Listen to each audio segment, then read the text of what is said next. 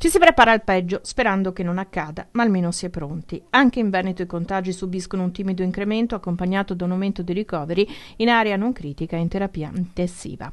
La Regione si prepara stilando un nuovo piano di salute pubblica con un cronoprogramma per eventuali sospensioni di attività ordinarie in caso di intensificazione dei posti letto Covid, tenendo anche conto della campagna vaccinale che nei prossimi giorni dovrebbe diventare più massiccia grazie all'arrivo dei vaccini.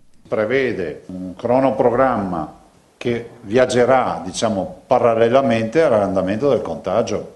Cioè, pensate solo che in questa fase, a differenza dell'altra fase, pensate alla fase autunnale, noi non abbiamo solo il problema dell'impiego di risorse perché aumenteranno i Covid point per i tamponi piuttosto che perché avremo più pressione in alcuni reparti, ma avremo anche utilizzo di risorse per le vaccinazioni.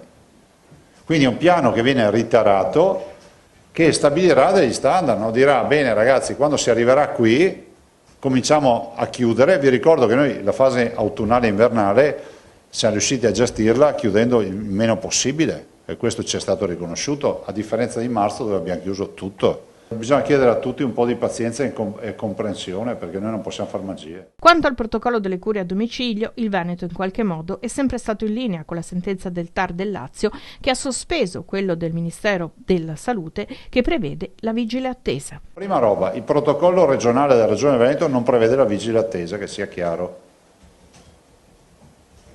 Perché il TAR non entra nel merito dei farmaci da usare, ma dice la vigile attesa e secondo me ha fatto bene il TAR ad annullare la vigile attesa perché? Perché un medico ha una professione, ha una deontologia e ha un paziente che lui conosce e quindi può anche decidere che se questo gli dice guarda mi sento un po' di febbriciola, dice guarda decido che devi iniziare che so con l'idrossiclorochina piuttosto che con gli antinfiammatori, l'Aulin e tutte queste robe o i corticosteroidi, quindi il cortisone nelle fasi iniziali, ma questo lo decide il medico.